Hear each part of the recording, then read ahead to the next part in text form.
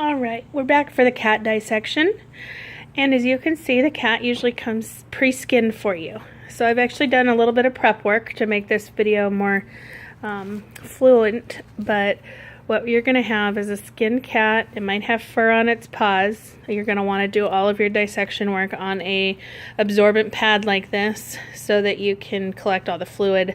A lot of the preservant fluid comes out while you're doing the dissections.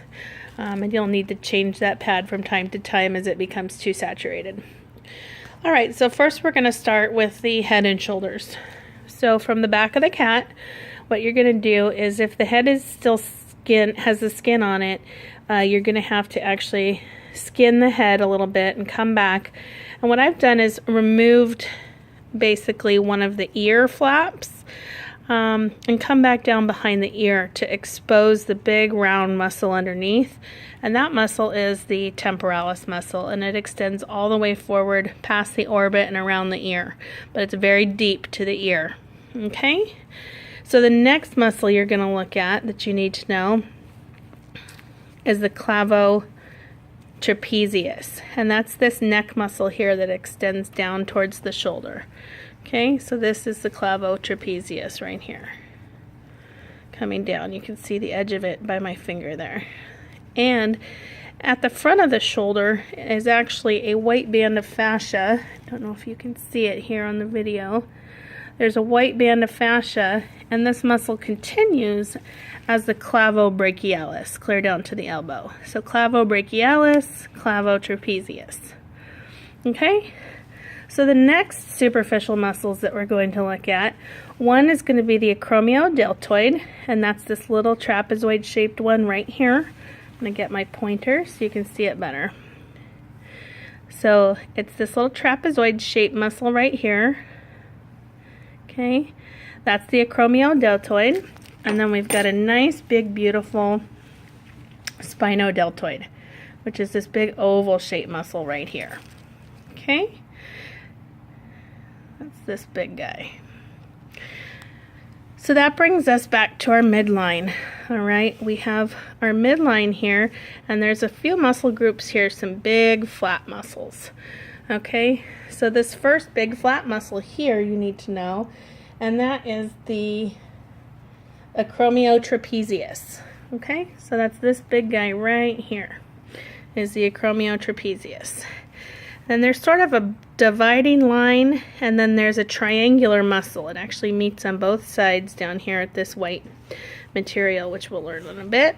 So these muscles back here that come down from underneath the acromiotrapezius are called the spinotrapezius. Okay, and they're pretty clear here: spinotrapezius, acromiotrapezius, and then these big wide bands of muscle, which you can see the edge of this spinotrapezius here, but this huge band of muscle, that is our latissimus dorsi.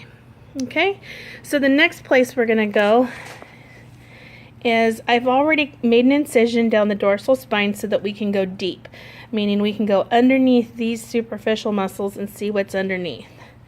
So I've already made an incision along the midline and cut off the edge, the leading edge there of the latissimus dorsi, so that we can actually expose the muscles of the scapula. So these are deep to the shoulder. And you'll find the scapula is a very, very distinct object here. And there's a nice fleshy plate of muscle on the upper portion of the scapula that's called the supraspinatus. Okay, then you can feel the bone here. That's the ridge of the scapula, and the muscle just below that ridge is called the infraspinatus.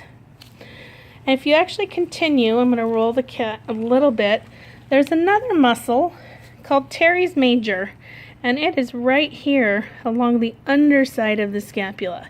And it is separate. I've actually tried to isolate it for you.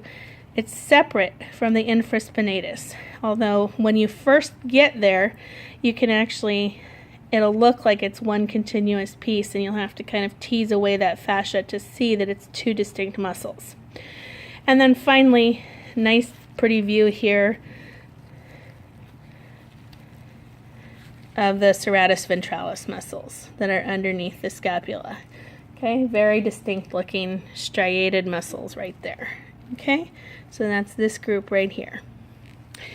And we'll be back in just a minute with the upper arm.